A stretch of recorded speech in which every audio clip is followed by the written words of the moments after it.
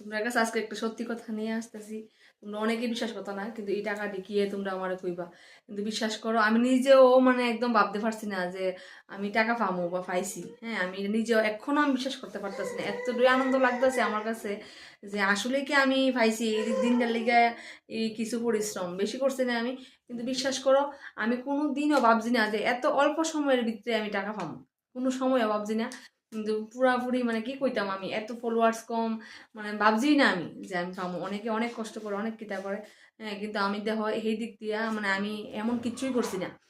এর ভিতরে যে আমি পামো মানে আসলেই আমি অনেক অনেক খুশি কিতা কইতাম আমার। তো তোমরাও কাজ করো, ভালো হইব, তোমরাও ভালো হইব।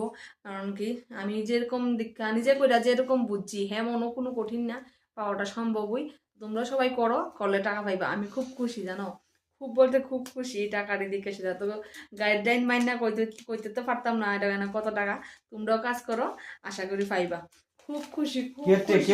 কেটে ফেসবুক থেকে লাঞ্চি তোমার অ্যাকাউন্টে হ্যাঁ রেগার কামের টিয়া ওই যে খেতকে কাম করেছিলা সরার পর ভালো যে ইতার টিয়া ঢুকাই দিছি কিতা আর তুমি কো কিতা কইছো তুমি? ইলাঞ্চ দাম ভালো আছে দি দি আমি ভাবছি আমার ফেসবুকে দেয়া দিছে। ফেসবুক তুমি কেন এমন